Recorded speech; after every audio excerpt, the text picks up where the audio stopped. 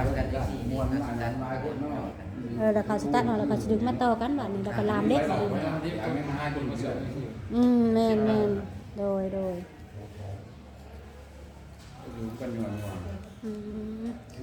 ใครอยู่ไอ้น้องมาตามมาโฮมแต่มีหยังก็ยังใครแน่อุ่นใจแน่บัดนี้เนาะเจ็บครับ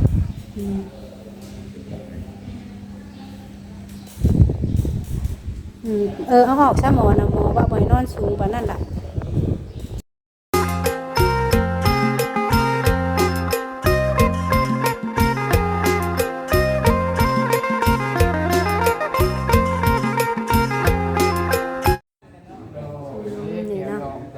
โดยกับทักทายสวัสดีเด้อพี่น้อง FC บัจจุกุสุคนสมองสุบอนเนาะพี่น้องเนาะเป็นทั้งภายในและก็ต่างประเทศพี่น้องก็ยินดีต้อนรับเข้าสู่ช่องสอนไลฟ์บ้านเฮาคือเก่าเด้อพี่น้องเด้อเนาะ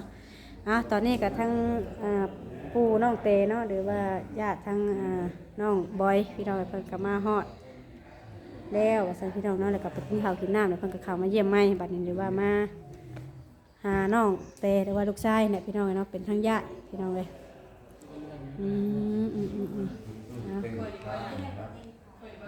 เปิดออกรถเพิ่นว่าให้เปิดบ่ต้องอัดกระยะเพราะว่าให้ลมเข้ามาเด้เดี๋ยวเป็นนี่ได้ล่ะฮะเป็นยังนางฮ้อนบ่ฮ้อนเจ้าก็บ่ต้องพกขึ้นสูงนี่ลูกเอาลงมาอีกนี่โอ้อากาศยังฮ้อนเด้เพราะว่าเขาต้องเปิดหน้าต่างมันร้อนเลยไหนนอนรับนี่เลยเพราะว่ากลางคืนน่ะนอนบ่รับเลยเนาะเพราะว่ากลางคืนอากาศเย็นยิ่งเจ็บกว่านี่เลยแมนอันนี้กลางเวทวันมีแดดเนาะมีแดดแต่มันกับสิบเจ็บแห้งเวลาเจ็บกับแบบเขาก็ได้นอนแน่สินะเป็นเลยผ้าอะไรโอ้ยมือทบิดยังเต็กเนาะบ่อยเนาะน้องบ่อยนี่ก็แบบว่าแล้วบุญไม่เท่าเนาะเพิ่นมาง่วงนอนเฮาแบบบ่ได้นอนเฮาน่ะเพราะว่าเฮาต้องเบิ่งผู้เจ็บเด้ฮักไปนอนแต่บัดนี้บัดผู้นี้บัดปวดเหี่ยวเห็ดยังบ่เป็นกับพากันปลุกกัน2คนกลุ่มกัน2คนจ้ะว่ะเห็ดแห้งกับบ่ได้เห็ดคอยกับบ่ได้เพิ่นมวยตีงเด้กระบะกระเบาะก็พืชน้องพ่อแม่ก็อยู่ไกลเนาะทั้งผัวบ่เนาะทั้งน้องเตก็พ่อก็เล่นคือเห็นนี่แล้วก็มีครอบครัวใหม่มันก็สิบ่คือเก่าแม่นบ่แม่นอันนี้น่ะทักอ้ายแท้ๆนี่เนาะสบายดีเด้อทั้งนี้เด้อโอ้อันนี้ป้าเนาะเป็นป้าเป็นเมียผู้นี้งามเลยเราก็ได้ท่านได้มีลูกบ่ยังบ่เรางามกว่าข่อยแล้วอายุจักปีแล้วนะราชสีข่อยว่า35แล้วก็งามกว่าแล้วเนาะว่าโอ้โดยแม่พ่อโอ้เราน้อยกว่าเฮาแล้วก็งามกว่าเฮาเนาะแนวมันเลยแม่นบ่พ่อ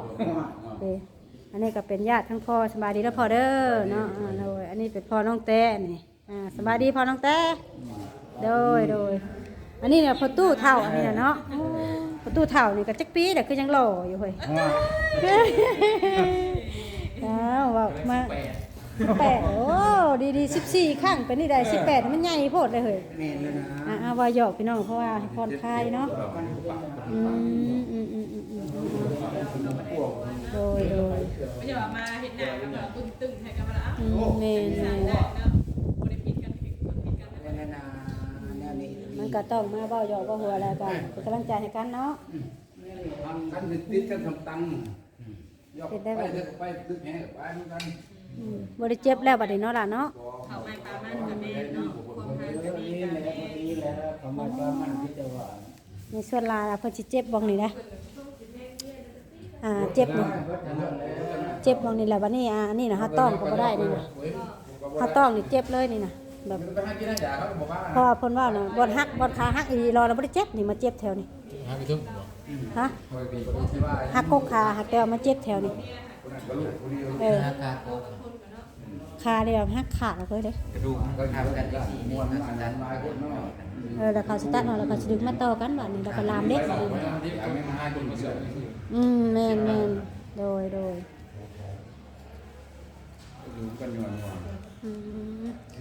ใครอยู่ไอ้น้องมาตามมาโฮมแต่มีหยังก็ยังใครแน่อุ่นใจแน่บัดนี้เนาะใกล้ๆมีได้มากไกลก็ต้องได้มาก ญ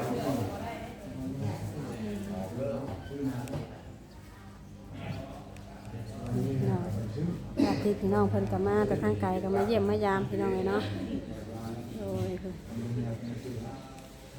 อืม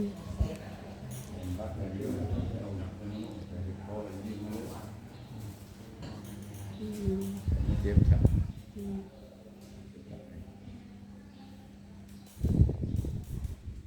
เอาออกซะหมอนะหมอว่าบ่ให้นอนสูงปานนั้นล่ะถ้าเป็นไปได้หมอเพิ่นฮอดบ่ให้นอนหมอนพุ่นค่ะแต่ว่ามันน้องเพิ่นเอามานอนซื่อ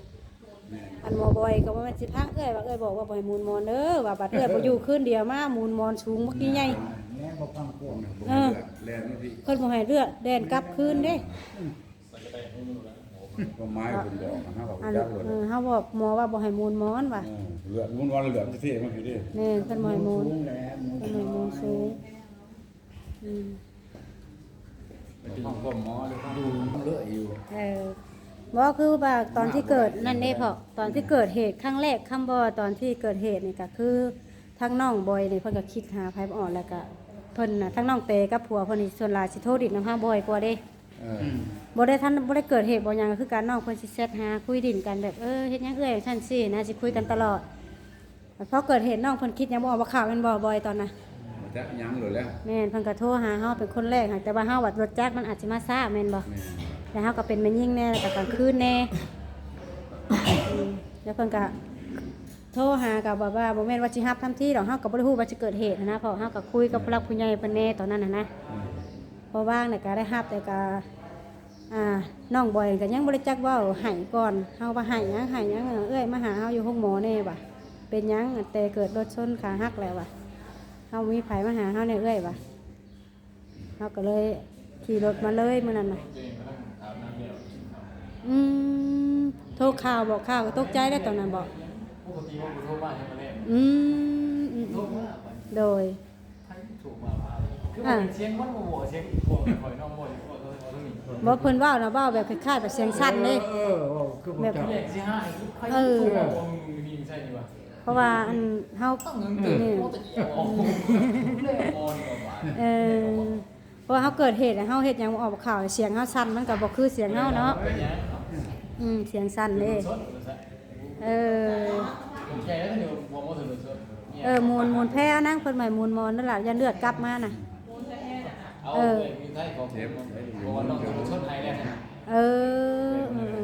เป็นห่วงเนาะความเป็นห่วง